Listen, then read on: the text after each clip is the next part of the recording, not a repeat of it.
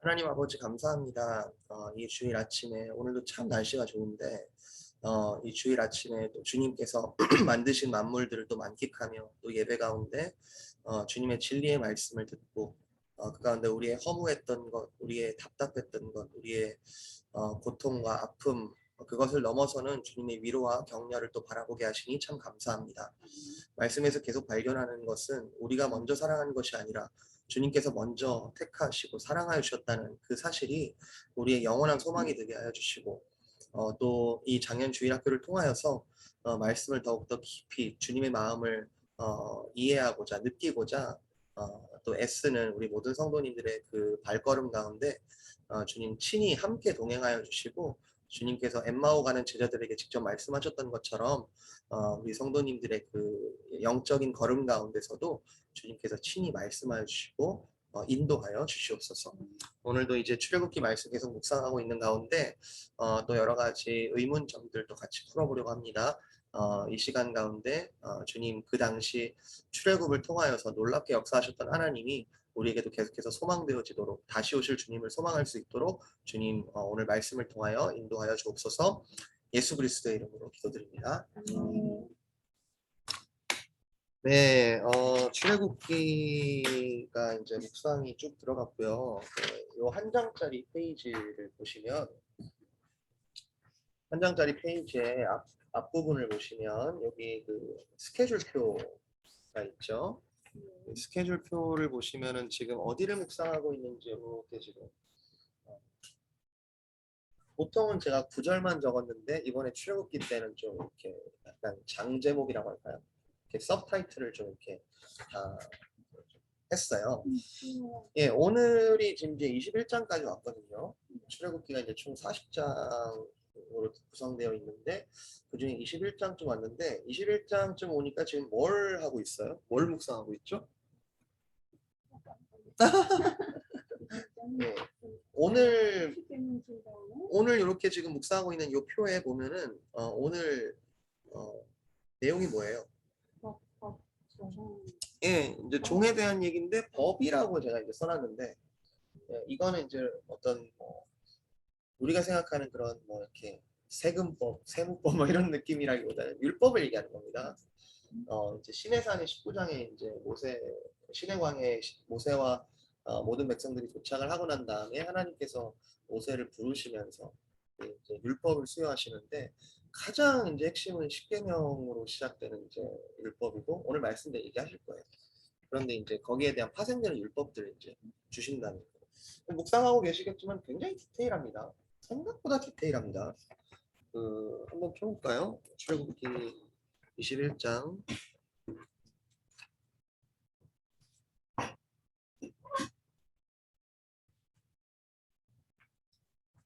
조금 춥죠, 이거.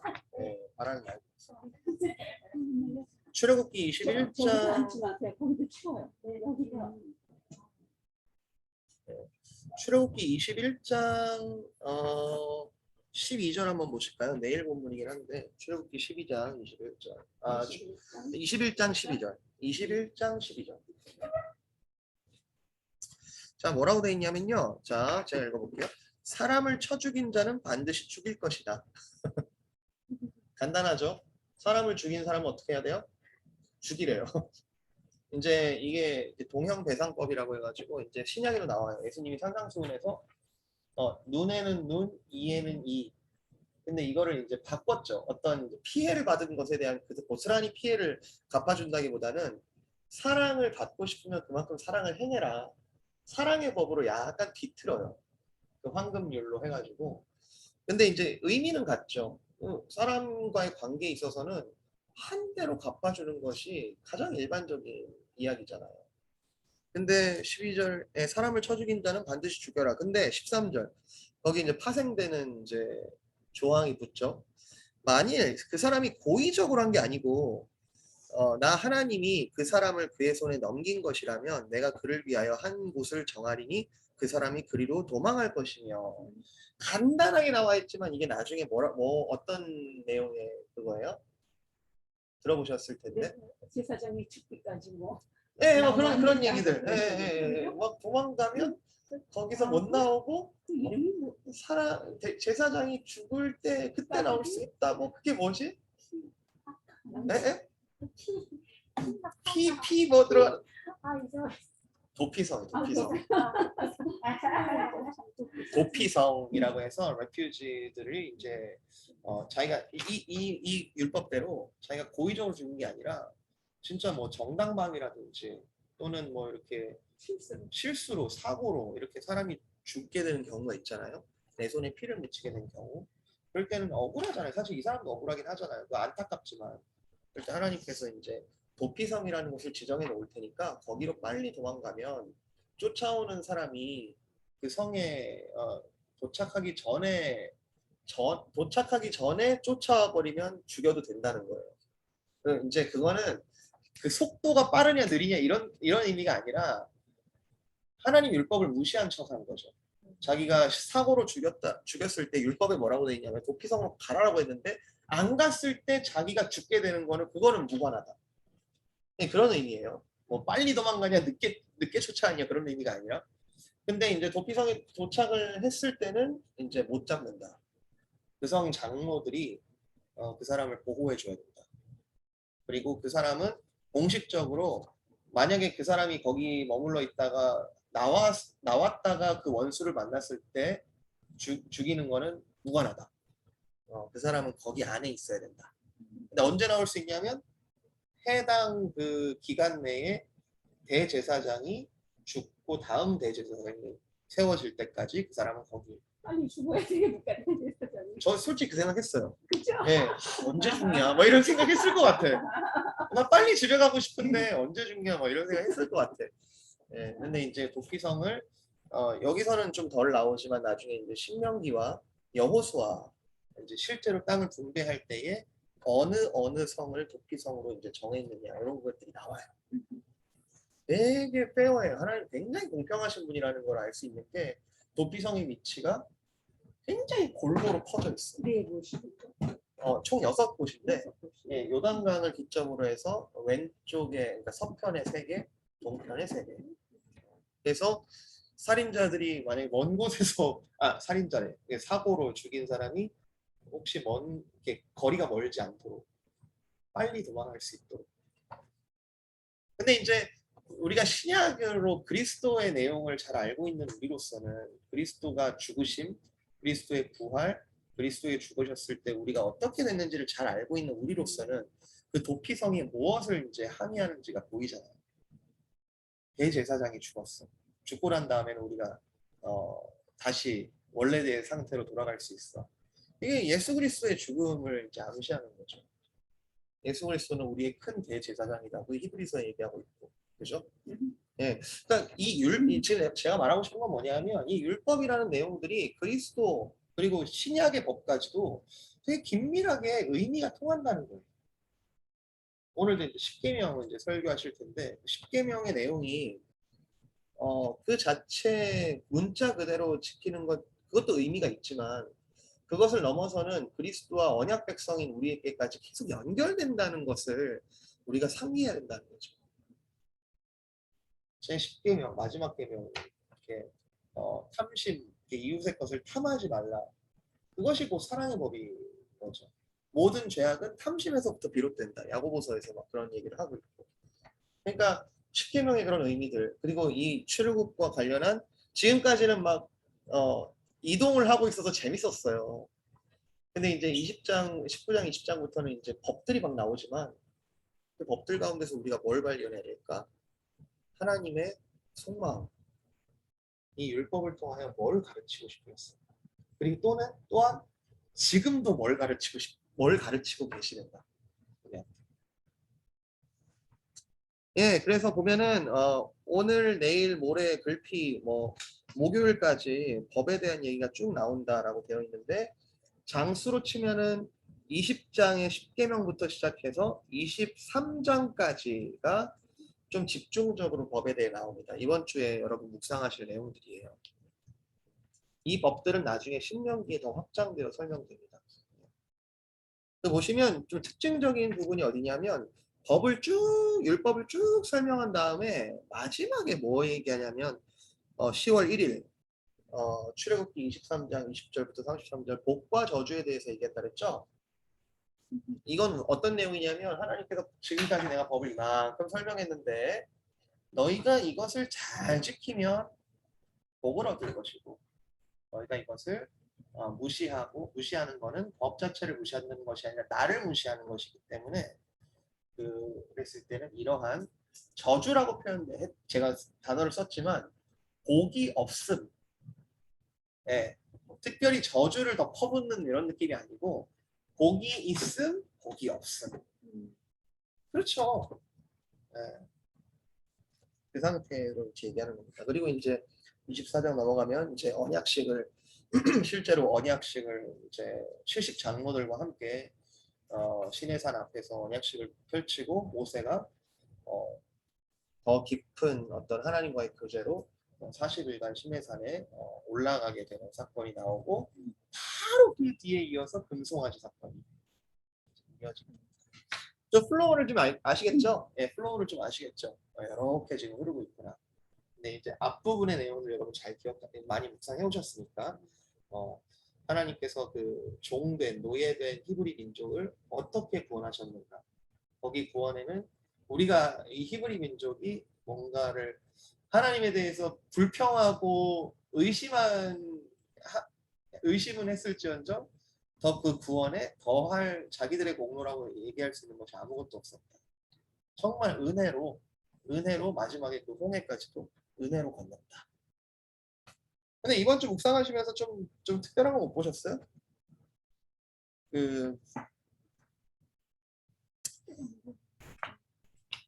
자, 뒤에 한번 보시죠. 자, 뒤에 요 출애굽 여정 뒷장 보실까요? 오늘 이승훈 형생이 안 오셨네. 그 질문에 대한 답을 준비해 왔는데 지난주 질문을 제가 하나 받아가지고 그 이제 그러니까 날짜 출애굽 날짜.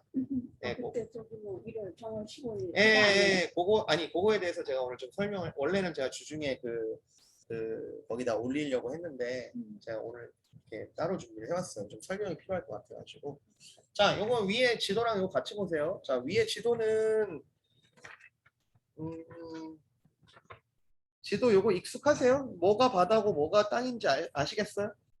하얀 게 언제? 그러니까 이제 헷갈리면 이제 하얀 데다가 이제 파란색으로 이제 이렇게 칠하면 이제 바다구나. 그렇죠? 바다구나.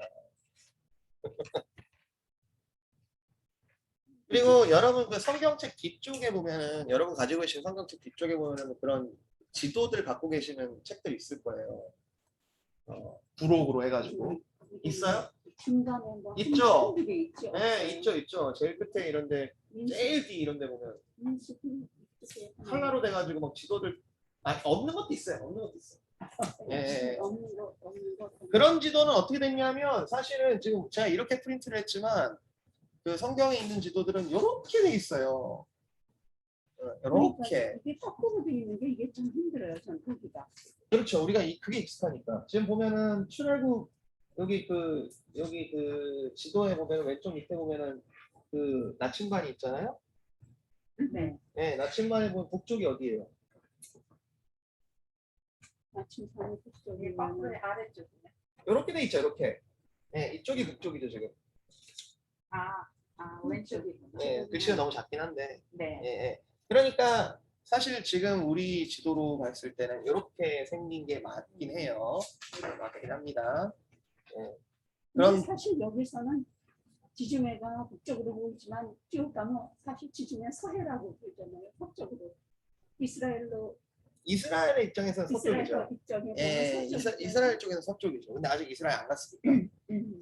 근데 이제 보시면 그 당시에 나침반이 있거나 지도를 익숙하게 지금 현재는 우리는 내비게이션과 지도를 항상 북쪽을 기준으로 하는 지도를 항상 갖고 있어가지고 이게 익숙하긴 해요.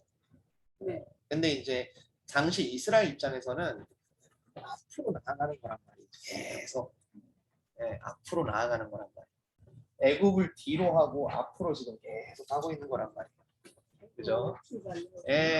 그래서 그런 마인드셋으로 보면은 지금 뒤돌아보지 않으리 나는 뒤를 다시 돌아보지 않으리 했는데 그 이스라엘 백성들이 한번 뭐라 그래요? 아, 그 애굽에서 먹었던 거 생각난다고. 그 먹었던 거 마늘하고 오이하고 막 그런 거 먹었던 거 막 생각난다고. 그래가지고 하나님께서 만나와 이제 메추라기를 보내시는 사건. 그러니까 자꾸 뒤를 돌아보는 거예요. 자꾸 그때가 좋았다고, 그때가 좋았다고. 그때 그 종살이 했을 때가 좋았다고. 지금 우리는 말도 안 되는 얘기지만 우리도 그렇게 살아갈 때가 많죠. 그때 구원받기 전에 그 삶에 대해서 구원을 몰랐던 삶에 대해서 그리워하고 또 그렇게 할 때가 있죠. 근데 성경이 계속 교정시켜 주는 거죠. 아니다. 지금도 사실은 already and not yet이잖아요. 이 광야라는 상황이 already and not yet이잖아요. 이미 구원받아서 우리는 출발을 했으나 아직 완전하게 이끄시는 과정 가운데 있는 거예요. 그래서 이 광야 생활은 굉장히 크리스찬 라이프에 많은 인사이트를 줍니다. 정말 많은 인사이트를 줍니다. 그 가운데 한가운데 뭐가 있냐면 율법이 있어요. 신해산 쳐다보실래요? 신해산? 신해산 어디 있어요? 신해산 어디 있습니까? 뭐 이렇게 꼭지 이렇게 삼각형 이렇게 돼 있는 그 꼭지의 제일 끝에 있죠. 네. 신해산. 물론 학자들은 이 신해산의 위치에 대해서 계속 논쟁이 있긴 합니다. 있긴 해요. 그렇지만 우리가 전통적인 입장을 따랐을 때는 신해산을 여기로 봅니다. 근데 좀 이상한 게 그 가나안 땅은 어디예요? 가나안 땅 어디예요? 여기 완벽하게 나오진 않아요. 하나님 땅은 저 신의 방법을 들어 가나안이 저 지금 하나님께서 젖과 꿀이 흐르는 내가 가나안 땅으로 내가 너희를 인도하겠다. 가나안 땅 어디예요? 목적지 어디입니까? 데스티네이션. 이 지도에 정확하게 안 나오지만 여기 지금 그 왼쪽 제일 위에 보면은 느보산이라고 보여요. 느보산? 네, 모세가 지금 네. 모세가 죽은 산으로 알려져 있어요. 느보산. 신명기 제일 마지막 34장에 보면은 모세가 느보산에 올라서 가나안 땅을 쫙 한번 바라보고 하나님께서 거기서 죽게 하셨다. 너는 가나안 땅에 들어가지 못하리라 하면서 죽게 되죠. 그 느보산, 그러니까 출애굽 여정에 모세와 함께한 출애굽 여정은 여기까지 갔다는 거예요. 그죠? 그러면 직선거리로 애굽에서 라암셋 보여요? 라암셋? 예. 자, 라암셋쯤에서 학교 갔으면 여기가 이제 고센이라고 써 있잖아요. 고센. 네. 라암셋하고 고센 나오죠? 고센 땅이 이제 요셉과 그 아버지 그 야곱과 모든 가족들이 도착해서 고센 땅에 살게 했다. 이게 창세기 이제 45장인가 나오는 얘기거든요. 그 고센 땅에서 그러니까 이제 히브리 민족들이 번성을 해가지고 막 뭐 퍼져 살았을 수도 있지만 뭐라 그러죠? 집성촌? 그 같은 성씨끼리 한국에서 막 사는데 막 집성촌이란가. 하여튼 그래요. 하여튼 자기들의 그 430년 동안 살았던 고향 같은 곳은 고센 땅이에요. 여기. 여기서 출발을 해가지고 가면 제일 빠른 길이 어디라? 이렇게 가면 이렇게 하면 되잖아. 이렇게. 대나리. 그냥 바로 그냥 이렇게 다이렉트로 가면 되는데 오늘 어디까지 왔어요? 신해산까지 왔더라. 신해산까지 왔더라. 그러면 홍해를 건너서 신해산까지 간 길을 추정해 볼 수 있겠죠. 그죠? 여기 홍해 위치도 학자들마다 지금 논란이 많이 있습니다. 진짜로 우리가 말하는 그 레드시 홍해 여기 그 넓은 데를 건넜을 가능성도 있고요. 중간에 오아시스 이렇게 넓은 이렇게 저수지라고 할까요? 넓은 어떤 우리도 갈릴리 바다라고 하지만 갈릴리 사실 호수잖아요. 그런 것처럼 넓은 호수가 있었을 것이다라고 해서 여기를 건넜을 것이다 하는 사람도 있어요. 상관없습니다. 어디를 건넜든 하여튼 루트는 크게 변하지 않아요.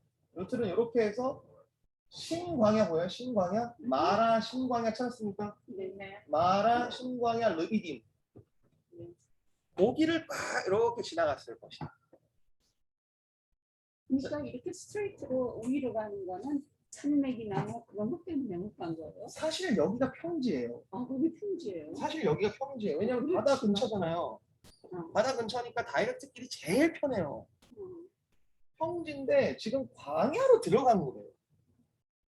여기는 광야가 아니거든요. 광야로 들어간 거예요. 그러면 간혹 그 200만, 300만 명 중에 몇 사람이 저쪽 길이 빠른데 나 가봤는데 저쪽 길 빠른데 하면서 절로 가자고 할 수도 있잖아요. 근데 왜 못 갔죠? 이스라엘 백성들은? 구름 기둥과 불 기둥이 계속 이쪽으로 인도하니까 맞아. 계속 이쪽으로 인도하니까 지금 이스라엘 백성들은 자기들 마음대로 가고 있지 않습니다. 하나님이 인도하시는 대로 가고 있어요. 마치 요한복음 21장에 그 베드로에게 네가 젊어서는 네 마음대로 가고 싶은 대로 다녔지만 이제는 내가 너를 띠를 띄워서 내가 너를 인도하겠다. 그동안 인도하지 않은 건 아니지만 인도하겠다. 이제는 성령의 이끌림을 따라서 네가 살게 될 것이다. 크리스천 라이프 우리는 여러분 뭘 향해 걸어가고 계세요? 가나안 땅이라고 생각해 봅시다. 자, 우리의 그 종착점이 진짜 상징적인 의미에서 가나안 땅으로 하나님께서 우리를 인도하고 계신다고 생각해 보세요. 그러면 내가 생각하기엔 이 길이 제일 빠르거든. 지금 네, 내가 생각하기엔 이 길이 제일 빠르거든. 내가 크리스찬으로 구원받고 홍해 건넜고 살아가는 가운데 내가 이 길이 제일 빠른 것 같은데, 야, 돌아보니 40년이 걸려서 이렇게 왔네. 요거 어떻게 설명할 거예요? 근데 제가 그 생각은 나는데요. 이쪽으로 가면은 그때 무슨 나라가 있어요? 나라는 없는데 왼쪽에 없어요? 나라는 없는데 음. 여기는 그 당시에 무역과 어떤 그 상인들이 주로 사용하던 통로였어요. 그 자리가요? 예, 예, 예. 통로였어요. 킹즈웨이라고 해서 왕의 대로라고 해가지고 거기가 저기 동방 지역하고 애국하고 무역을 할 때에 쓰던 육로였어요. 그러니까 뭐 추정을 해보자면은 나라가 통치하고 있는 땅이 아닐지라도 여러 민족들이 자주 왕래하던 길이고 그래서 여러 접촉점이 있을 수 있겠죠. 상대적으로 이쪽으로는 음, 굉장히 척박하고 나라가 기틀을 잡기에는 되게 애매한 땅이란 말이죠. 네. 이해되셨어요? 저 위치 좀 이렇게 이해가 되십니까? 네. 자, 그러면 요 루트를 가지고 밑에 이제 일정을 한번 볼게요. 출애굽기 12장 6절에서 14절, 1년 1월 14일. 여기서 1년이라고 하는 것은 출애굽을 기준으로 해서 1년이라고 한 겁니다. 이때가 정확하게 언제 연대냐 하면 뭐 기원전 1400년대로 봐요. 우리가. 뭐 제가 출애굽이 또 1440이라고 그렇게. 예, 근데 그 정확한 연도는 학자들마다 좀 논의가 있어서 1440이라고 하기도 하고 61년이라고 하기도 하고 뭐 그래요. 하지만 100년 어간이에요, 다 안쪽. 왜냐하면 그 다윗과 솔로몬 때를 기준으로 또 써놓은 게 있어가지고 열왕기상에. 하여튼 출애굽을 출발한 1년 1월 14일에 6월절을 명하시고 지키게 하셨다. 이 기점으로 해서 그 유대인들은 지금도 출애굽을 지금도 6월절을 1월 14일로 지키고 있습니다. 이날 첫 출발한 날 아빕월이라고 해가지고 자기를 부르는 이름이 있어요. 그러니까 유대인 원력은 우리 원력하고 좀 달라요. 예. 우리 원력으로 칠 때는 한 3월쯤 돼요. 유대인의 시작은 1월 시작은. 그걸 이렇게 이해하시면 됩니다. 음력이랑 좀 비슷해요. 예, 유대인 달력은 그 달을 기준으로 하기 때문에 음력을 쳐서 이렇게 하는 부분이 있습니다. 그래서 1월 14일에 6월절을 명하시고 지키게 하시고 15일 날 이제 6월절 패스오버를 지나서 바로 출발을 합니다. 그죠? 그 바로 출발했다는 증거가 뭐예요? 반죽이 그 발효가 안 된 떡들을 들고 바로 출발해라. 이런 뜻이죠. 그러니까 6월절 전날에 이제 어린 양 피 바르고 이제 집 다 정리하고 한 3일쯤 후에 출발하고 이게 아니고 어제 피 발랐고 오늘 막 지금 이웃에 있는 애국 사람들 막 지금 울고 있고 지금 완전 난장판이고 이 가운데 하나님께서 출발해라 라고 하셨어요. 자, 15일날 출발합니다. 라암셋을 떠났다고 돼 있고 2월 15일에 그 사이에 이제 홍해를 건넜겠죠. 2월 15일에 시내산 사이에 신광야에 도착했다. 자, 출애굽기 16장 1절.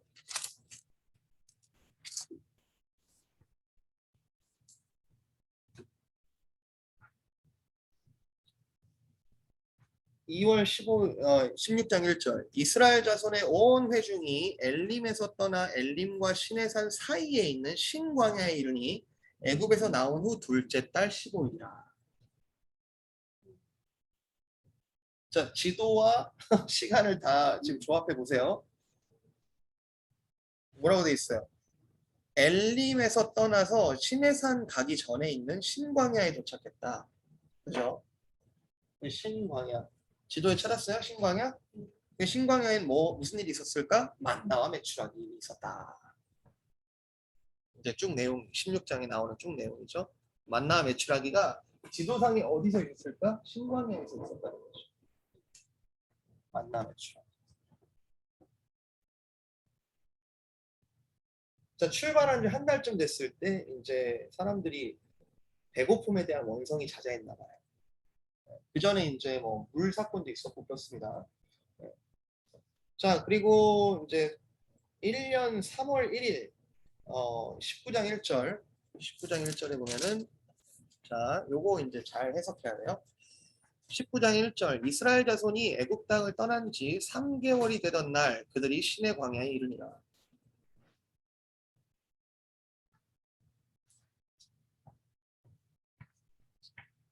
맞아요? 이 숫자 맞습니까? 그러면은 이스라엘 자손이 애굽 땅을 떠나지 몇월 며칠이 돼야 돼요? 3월 그러면 4월 1일이요. 4월 1일 맞아요? 1월 14일에서 3개월이면 4월 15일. 자, 4월 15일, 4월 1일. 4월 10 아니 4월 15일 4월 15일 4월 15일 갔죠. 4월 15일 갔죠. 네, 이래서 이제 한글 성경만 읽었을 때는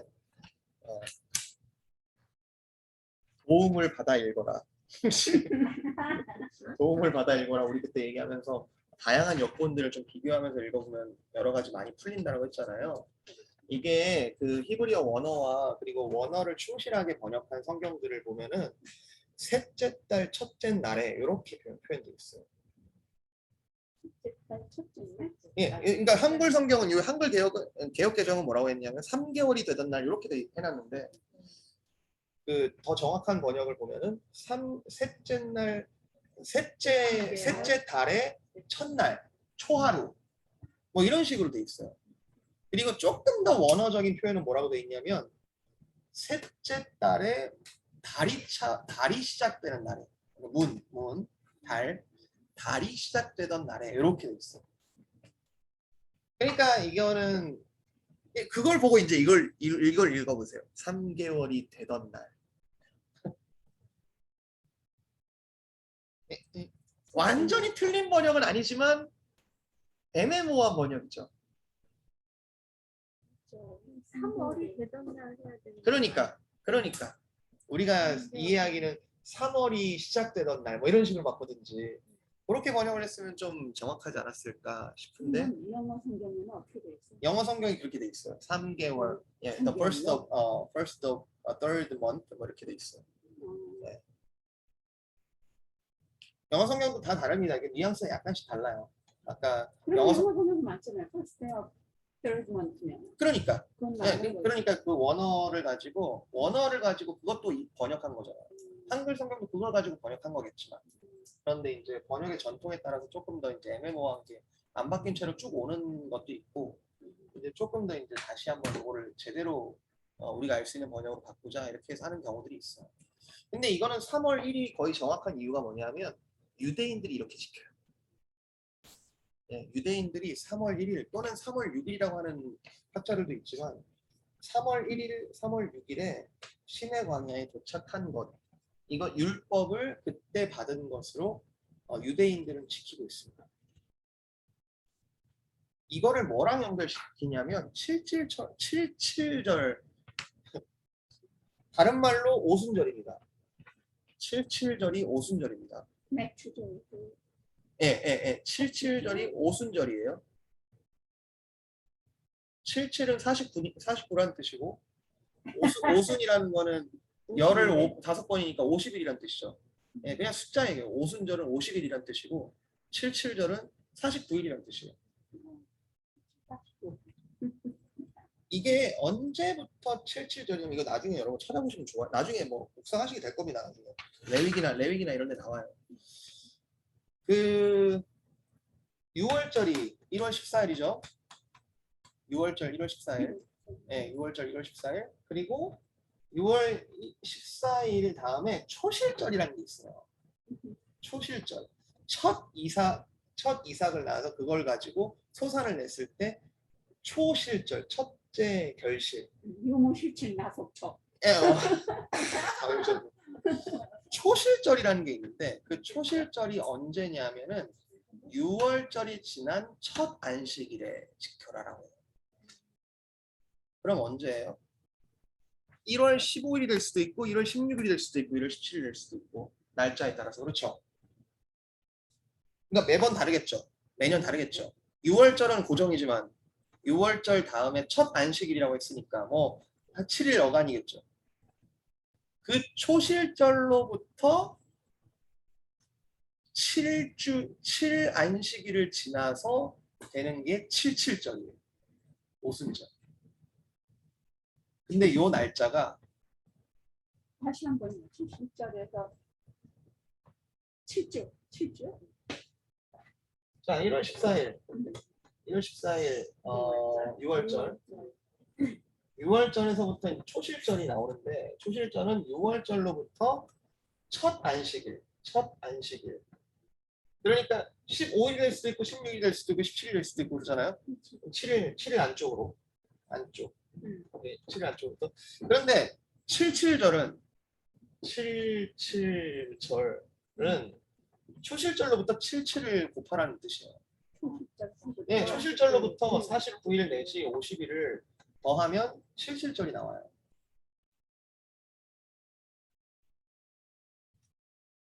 왜 50이라고 하는지 얘기할게요. 자, 초실절이 첫 안식일이기 때문에 49일, 77절, 그러니까 레위기에 따르면 7안식일을 지난 7안식일째를 77절로 해라라고 하는데 그러면 77절은 안식일이에요? 아니에요? 수도 있고 아닐 수도 있겠네요. 안식일이죠. 무조건 안식일이에요. 무조건네. 왜냐하면 초실절이 무조건 안식일이니까. 아, 초실절이. 그죠? 첫 안식일이라 그랬지 참. 예. 초실절이 무조건 안식일이기 때문에 77절은 무조건 안식일이에요. 그죠? 근데 안식일 다음 날이 무슨 날이에요? 요일로 치면 우리가 여기 1 더하면 주일이죠. 그래서 우리는 오순절을 지키는 겁니다. 안식 후 첫날 뭐 이런 얘기가 있어요. 안식 후 첫날. 네. 그리고 이 날짜를 계산해 보면 여기서부터 6월절로부터 약 50일 정도 플러스가 되죠. 1월 15일에서 한 50일 더 해보세요. 1월 14일에서 한 50일 더 해보세요. 며칠쯤 나옵니까?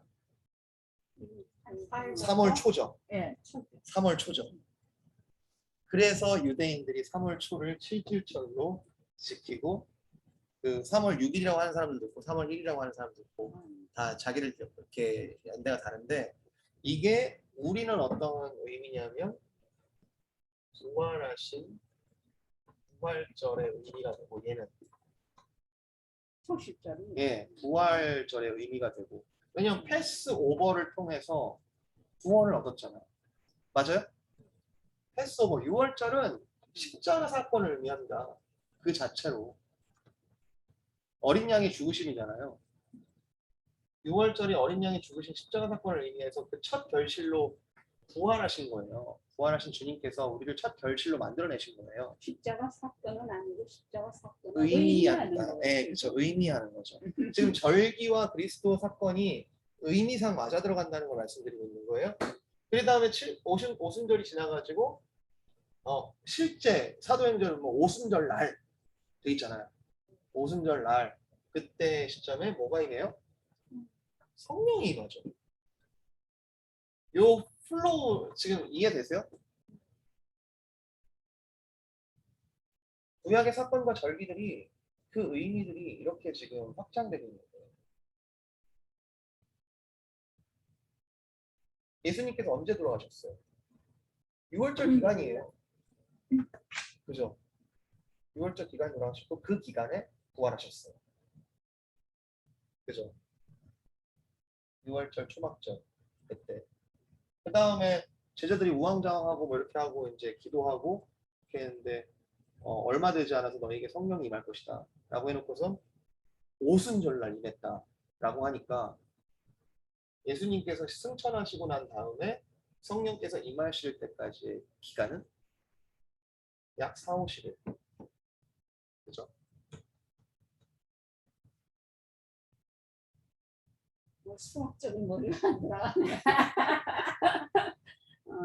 너무 신기해요. 신기하죠. 그러니까 뭐 이게 정확하게 날짜가 뭐 하루 이틀 차이 오늘 어떻게 이런 느낌보다는 의미가 지금 그대로 이게 뒤집어서 생각해 보자고요. 그리스도 사건을 경험한 제자들로서는 자기들이 알고 있던 유대인의 율법과 절기들을 재해석되어지는 거예요. 그리스도를 통하여서.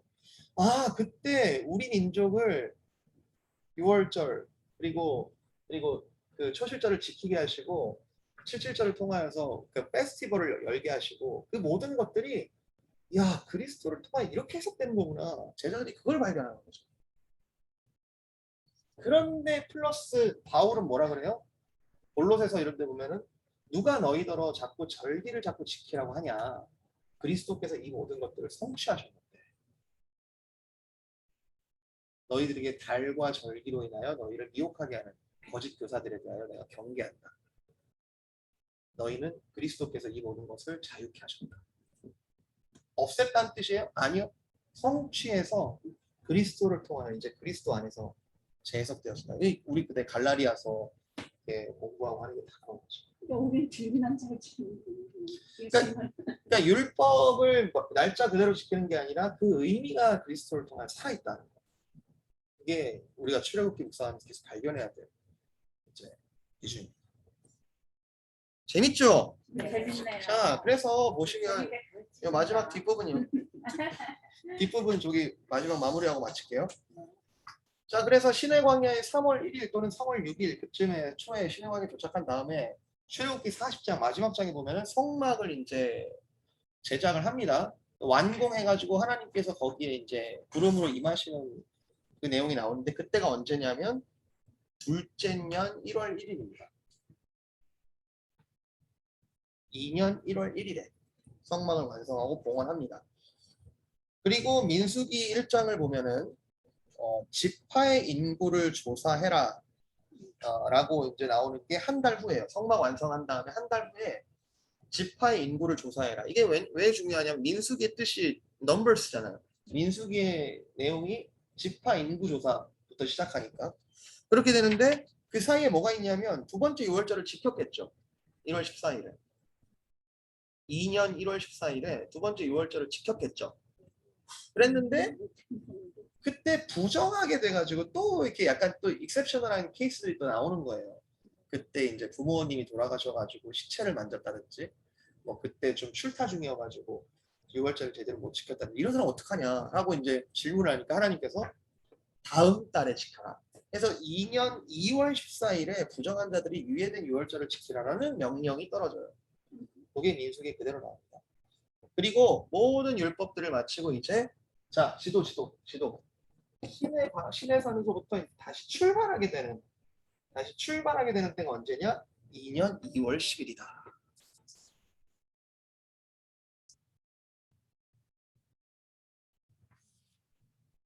자, 오늘 여기 이 내용들이 많은 인사이트를 줍니다. 율법을 수여하고 율법에 대해서 트레이닝 받았던 시간들이 생각보다 길지 않아요. 1년 정도. 그리고 그 율법을 적용하고 나의 삶의 온전히 나의 것으로 되게 했던 시간들이 38년입니다.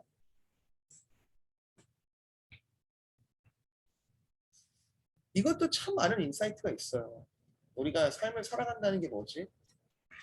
한 번 배웠다고 끝나는 게 아니라 사실은 배우는 것보다 적용이 더 어렵다는 걸 얘기해주고 있어요.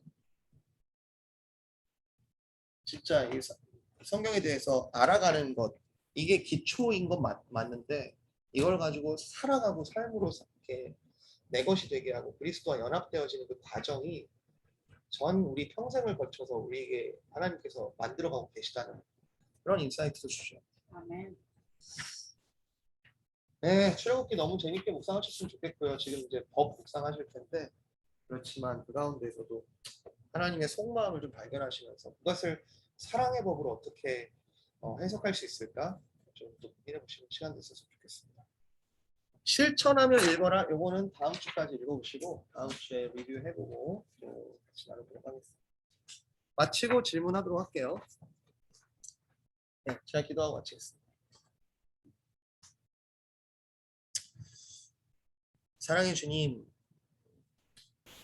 약 3,500년 전에 기록들 그리고 그때 있었던 사건들인데 이 말씀 속에서 이렇게 생생하게 남겨놓으시고 그리고 계속해서 우리에게 읽히게 하시는 것, 그 하나님의 뜻을 발견하는 모든 성도님들 되기를 원합니다.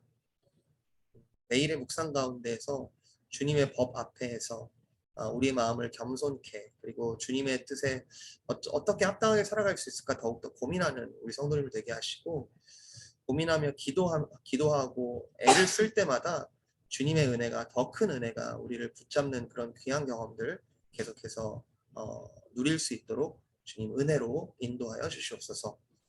감사를 드리며 예수 그리스도의 이름으로 기도드립니다. 아멘. 네, 감사합니다. 감사합니다.